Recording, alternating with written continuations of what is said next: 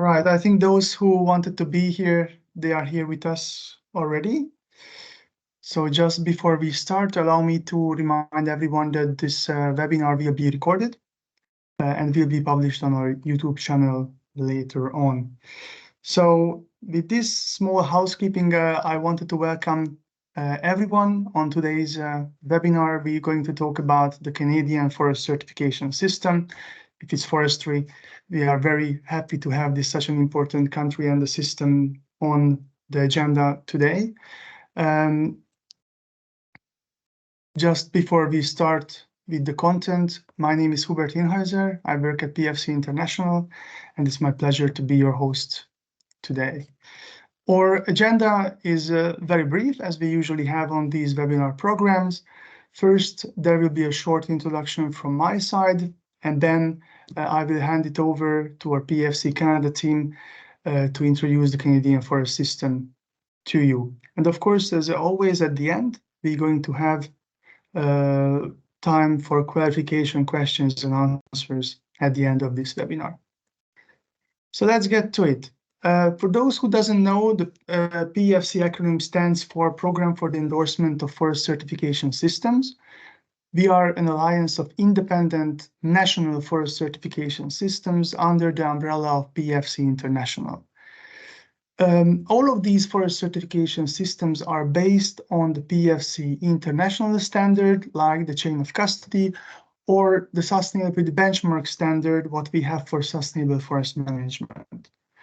This is a voluntary mechanism promoting sustainable forest management through independent third-party certification. We are very proud that we are the world's largest forest certification system and provider of 3/4 of the world's certified and sustainably managed timber. On this map, you see a global coverage.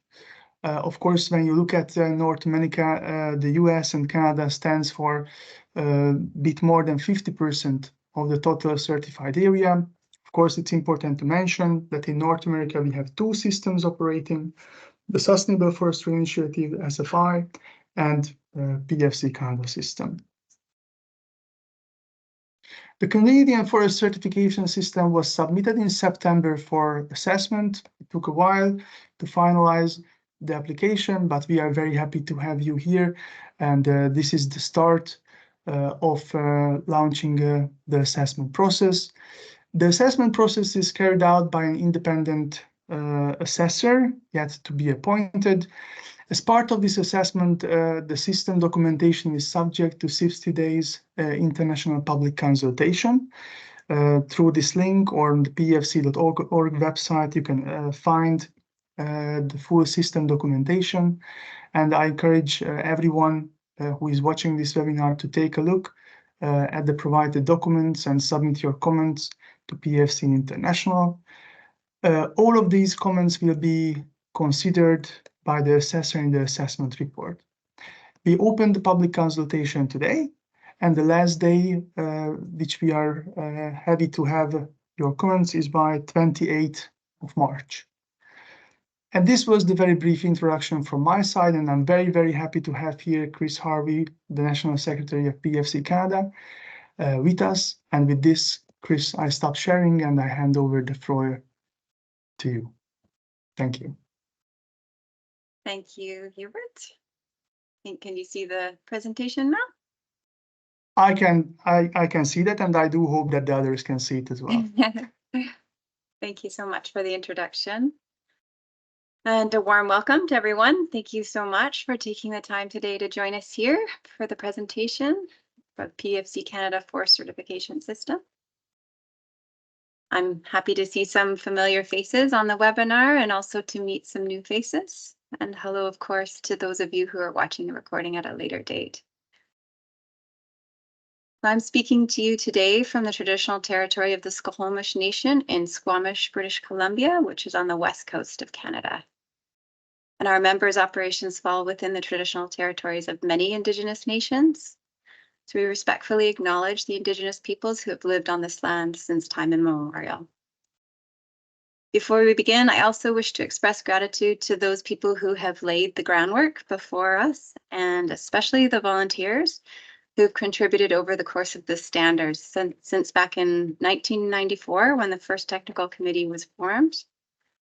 So a key success of the development and the implementation of our standard is the voluntary hours that many folks across Canada have put in.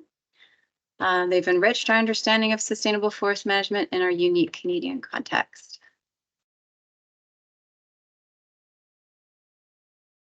My name is Chris Harvey. I am a registered professional forester, and my role with PEFC Canada is Director and National Secretary.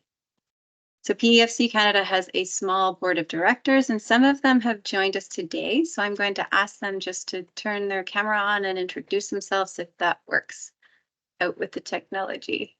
We'll start as the pictures go, so I'll pass it to Will and then Michael and Sylvie. Thanks, Chris. Good morning, everybody. My name is Will Sloan. I am a director with PEFC Canada and also sit on the technical committee. And I am having camera issues today. Sorry about that, but you get to see my lovely picture there anyways. Thanks. Thanks.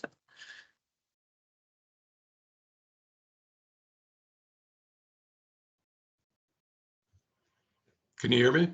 Yep. Oh, good morning. I'm Michael Alexander. I'm one of the founding directors of PEFC Canada and actually was on the first Canadian Standards Association Technical Committee back in 1994. I'm a director and have been treasurer since the PEFC Canada was formed. But I am planning to retire in May, and I'm passing the baton of treasurer over to Sylvie. So welcome, and I'm glad to be here. So Sylvie, go ahead. Hi, I'm Sylvie Holmson. I'm a professional forester in British Columbia. I'm also a chartered professional accountant. So that's why Mike thought I'd get in the treasurer role. And I'm a new director and just started taking over the role of treasurer for PEFC Canada. Thank you very much. So we have a few directors that aren't here today. So just a little bit of an introduction to PEFC Canada. We were incorporated back in 2008 and applied to PEFC International to become the PEFC National Governing Body for Canada, which was effective in January of 2009. So PEFC Canada was established to promote sustainable forest management in Canada through forest management certification and administration for the global recognition through the endorsement process.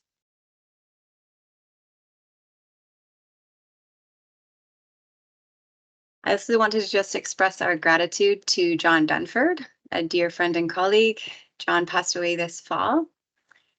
He was a big part of the small team that started PEFC Canada 15 years ago. He served as director and chair of PEFC Canada, as well as representing PEFC Canada internationally on several of the boards and working groups. So John cared very much about his work with PEFC Canada and especially the people involved. So I just want to acknowledge his contributions to past versions of the standard, but also to this version.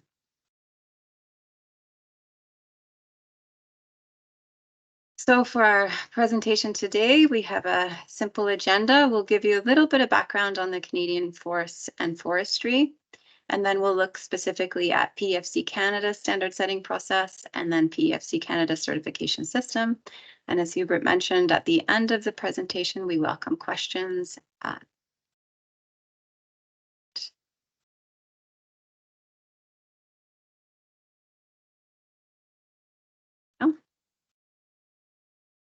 So I think it is fair to say that Canada's national identity is tied to its forests and its lands and its natural resources.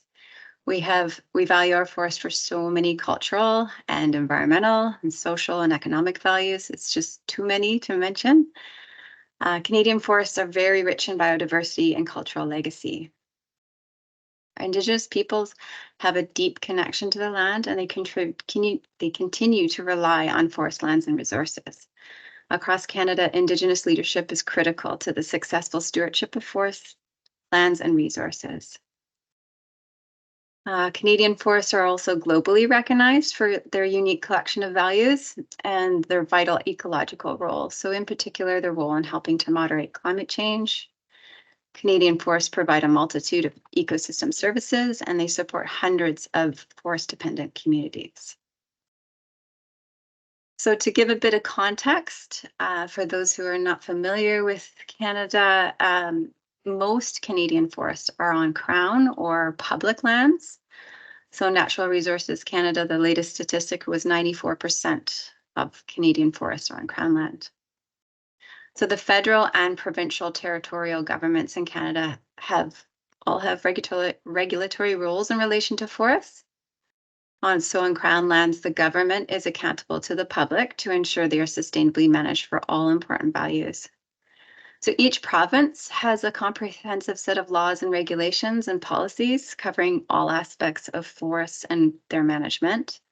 And then the Government of Canada also has legislation that covers topics that span provincial or territorial boundaries. So some examples would be species at risk, migratory birds, fish, aquatic habitat, and water quality. Then there are also some more localized jurisdictions that may have other requirements, as well as land use management considerations that are specific to special areas. So with this wide variety of values and governing jurisdictions, each with its unique set of requirements for forest management, our standard has to have some flexibility in the targets to allow for recognition of all those differences across the country.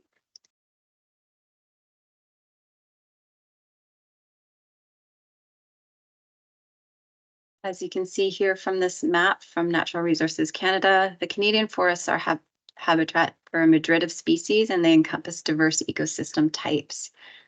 This map shows the forest regions in Canada, and with almost 362 million hectares of forested area. Most of this forest area grows in the boreal zone, which is shown as green on the map. And so it's important to keep in mind that these forests are interspersed with lakes, wetlands, and other ecosystem types. So again, there's a wide variety of forest regions, ecotypes, each with its unique set of characteristics for forest growth, for species, natural disturbance patterns, ecosystem services, cultural values, etc. So again, our standard has to have some flexibility in the targets to allow for these differences.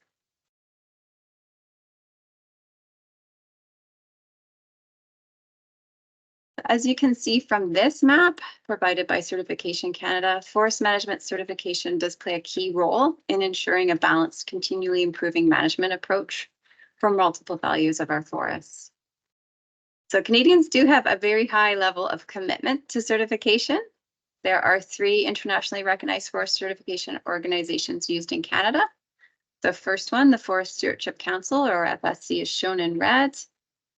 And then the 2 forest certification organizations that are recognized by PEFC International are the Sustainable Forest Initiative, shown in blue, and then this Canadian Standards Association, or sorry, SFI, Sustainable Forest Initiative, is shown in yellow, and the Canadian Standards Association is shown in blue. And then, of course, there are several areas that have dual certifications.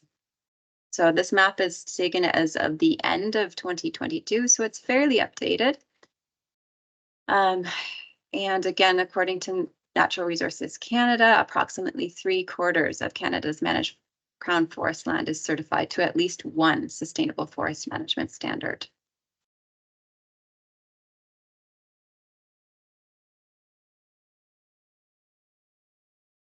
So now we will move on to the topic of PEFC Canada's standard setting process.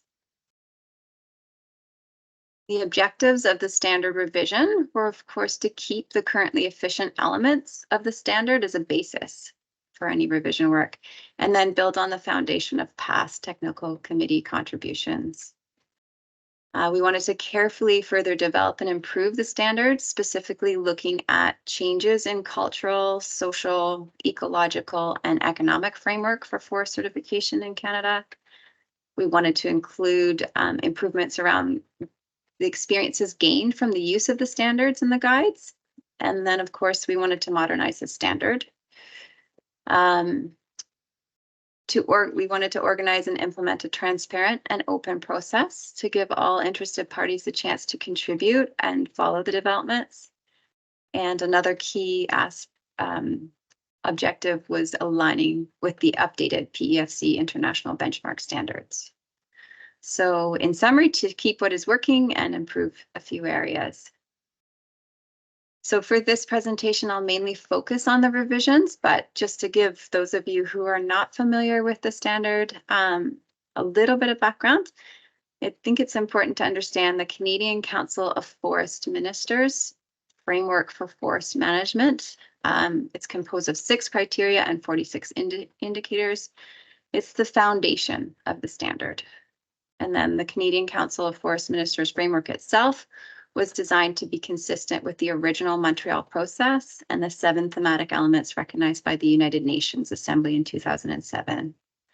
So the PEFC Canada's Sustainable Forest Management Standard actually goes further and includes criterion for Indigenous peoples and requires consideration of climate change. So in the standard, the criteria, elements, and indicators are used as a basis for identifying values and setting direction to create that link between local level forest management and the national, provincial, territorial, and international forest policy and regulation. So I sort of started to hint at this, big news. The PEFC Canada's Sustainable Forest Management Standard is submitted for an assessment to a revised system. So the revision is to the currently endorsed Canadian Standards Association Z809 Sustainable Forest Management Standard, or the CSA standard as we tend to nickname it, and apologies for using acronyms. CSA is Canadian Standards Association. So the revision to the CSA standard began under the oversight of the CSA group, but the copyright ownership of the draft standard was transferred to PEFC Canada during the process, and the reassessment is moving forward under PEFC Canada and the new name, PEFC Canada Sustainable Forest Management. So this is the 5th version of the standard, and it supersedes the current version, which is the 2016 CSA Z809 Sustainable Forest Management. So in summary, the revision of the CSA standard began under the oversight of the CSA group, but then within the revision process, the copyright ownership of the draft standard was transferred to PEFC Canada.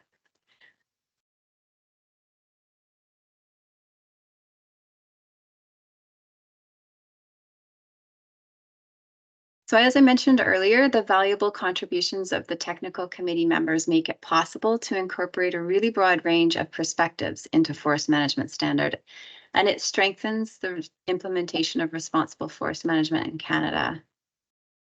So the goal for the technical committee membership is to provide a reasonable geographic representation across Canada, reasonable and gender balanced, as well as inclusion of members with predominant interests based in the 9 major stakeholder groups as defined by the United Nations. So that's from the Conference on Environment and Development in Rio de Janeiro in 1992.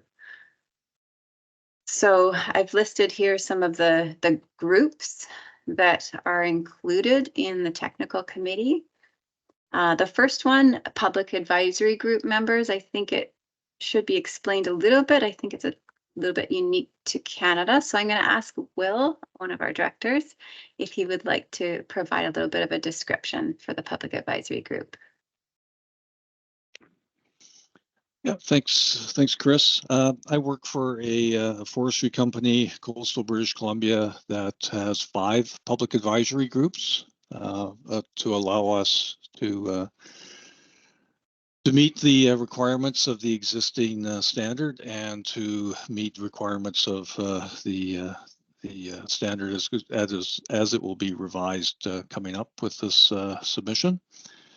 So what we look at with our public advisory groups is to get a cross-section of stakeholders within the local community that the standard applies to. We call them defined forest areas, and try and get that representation so that they can help direct some of the values, objectives, indicators, and then some of the targets that they would like to see that apply to their communities, and then help with the evaluation and understanding of how we're progressing with our sustainable forest management plans.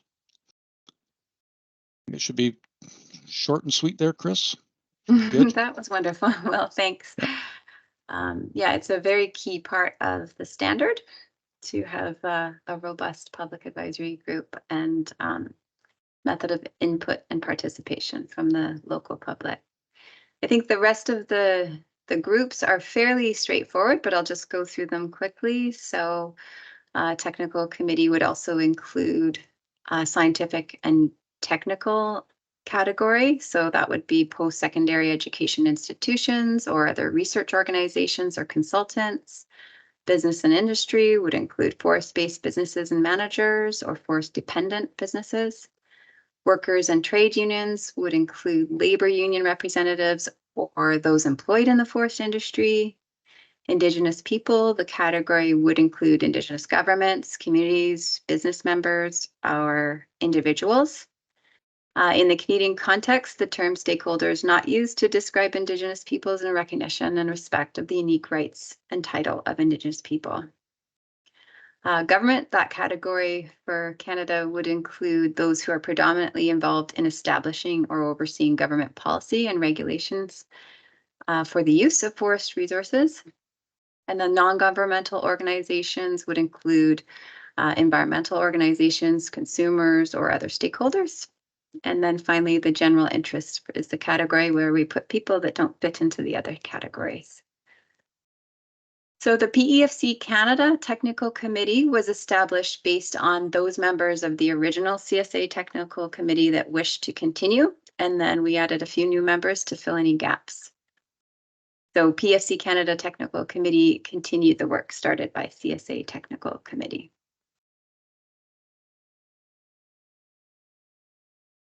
So here's a little bit of a very brief summary of the timeline that we followed in our standard setting process.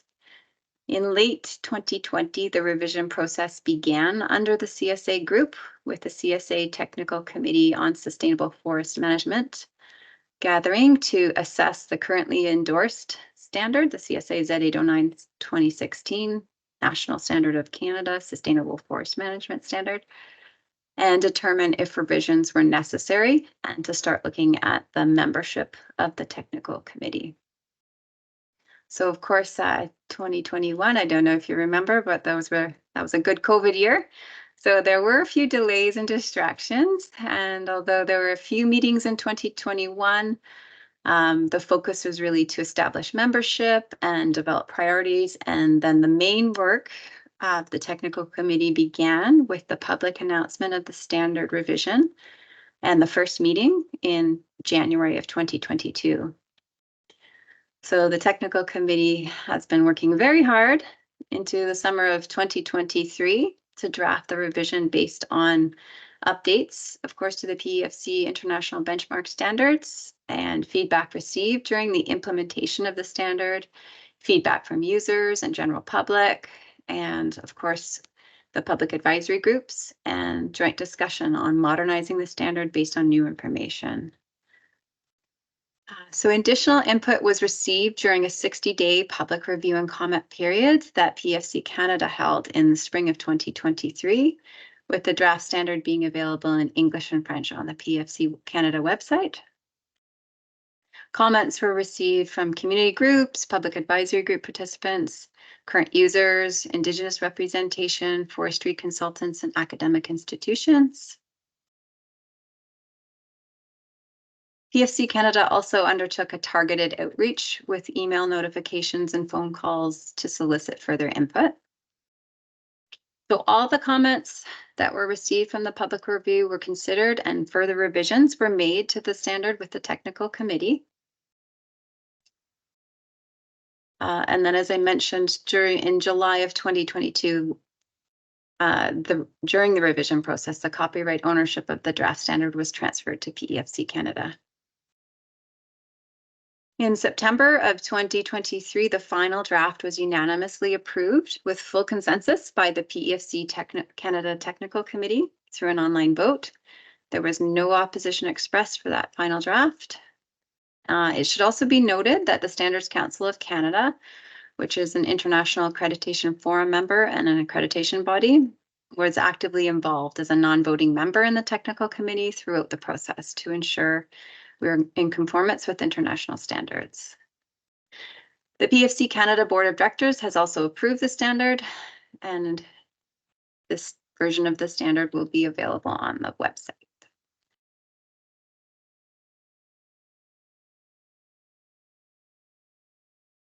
So again, just a bit of a framework on the standard. The PFC Canada Sustainable Forest Management Standard requires 4 separate clauses: management requirements, Indigenous peoples and public participation requirements, performance requirements, and system requirements. So this is similar to the structure of the currently endorsed standard, except that now there are separate requirements for Indigenous peoples participation. So the standard has improved to better recognize and incorporate the goals of the United Nations Declaration on the Rights of Indigenous Peoples to provide for meaningful participation for Indigenous communities at the local level.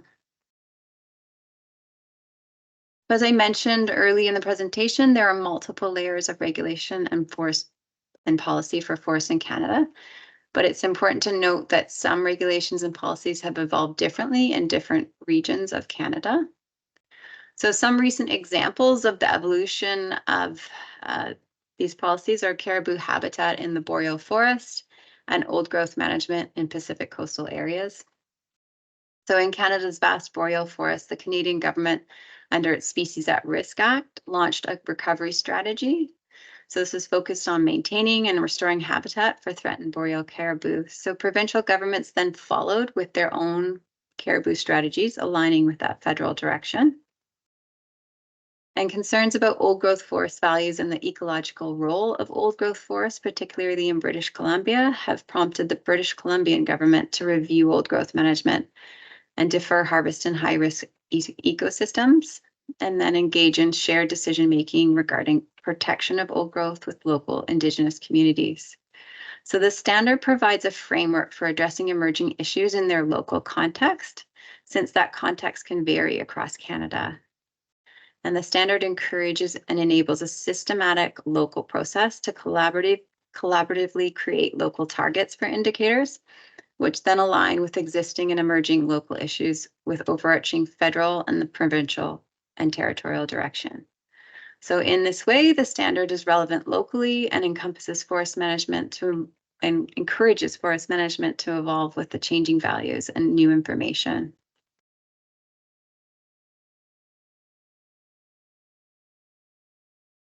So all the proposed revisions and discussions and action items were tracked in the technical committee meeting minutes and multiple versions of the drafts, and they were made available to technical committee membership through the meeting materials and their own webpage. So I'll just give you a little bit of a summary of some of the major changes.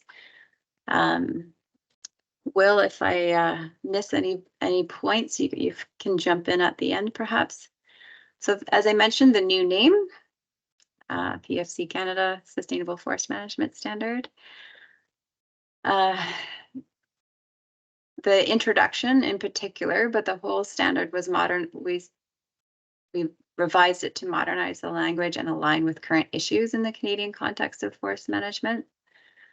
Definition section was reviewed in detail, and edits, additions, and deletions were made consistent with the revisions in the standard.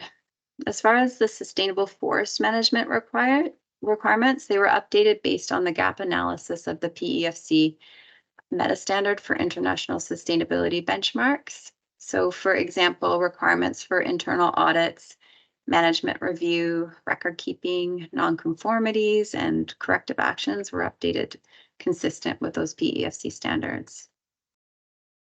The standard includes mandatory, or the currently endorsed standard includes mandatory discussion items for the public advisory group. This was changed to a requirement to offer the opportunity, but only discussion if there is interest within the public advisory group. Communication and participation requirements around Indigenous people and interested parties were identified as a very important aspect of the standard to maintain. And this new version continues that idea, but also has some areas that are improved. So they were, so part of the improvements or requirements were improved based on the recognition of the unique role of Indigenous people, and that there may be a different way for Indigenous people to participate than the public advisory group. We also wanted to remove obstacles to creating or maintaining public advisory groups and add some flexibility for a public input model so that we weren't duplicating existing similar public communication efforts at the local level. So various jurisdictions in Canada have robust requirements around input and communication already. We wanted to recognize that. The requirements for annual reporting were modified to ensure meaningful and transparent reporting and streamline requirements. And then distinctions were made for requirements around communication and participation, just to make things a little clearer. The group certification requirements were removed and clarifications were made around multi-site certificates. Annex A is a guidance for implementation and certification, and this section was updated consistent with the standard revisions. Annex B is now requirements for certification bodies. So all the requirements, the certification bodies were combined into one normative annex, and they were aligned with the international standards. And then the last Annex C, the bibliography, of course, was updated as needed.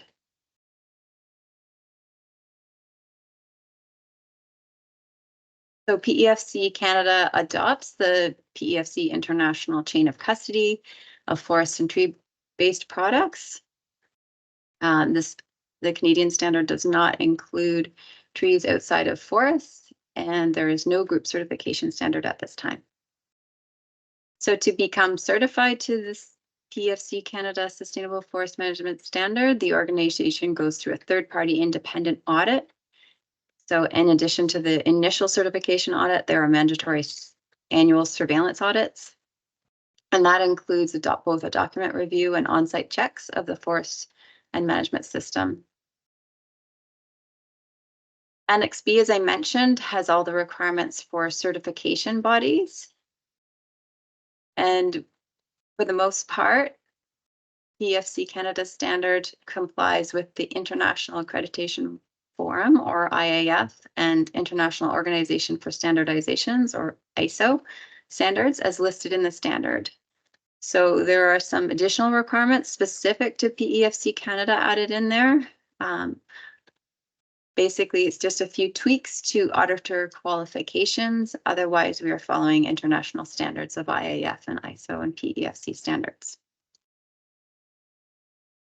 And as I mentioned, the Standards Council of Canada was actively involved through the process to ensure conformance with the international standards.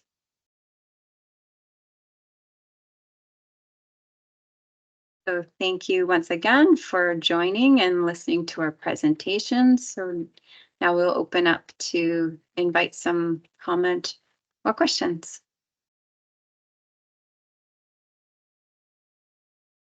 Thank you very much indeed, Chris, and for all the team involved in this great work what you presented. And indeed, as Chris mentioned, the floor is open to questions. I do hope that you are able to use your hands if you would like to raise a question. And until maybe one comes from the floor, I just wanted to have one on my own, because many forest-related stakeholders talking about the European Union deforestation regulation, and I just wanted to ask whether maybe at the stakeholders in Canada during the standard setting process, or maybe even now, is there anything what the standard was considered in terms of the EUDR requirements? As far as the deforestation,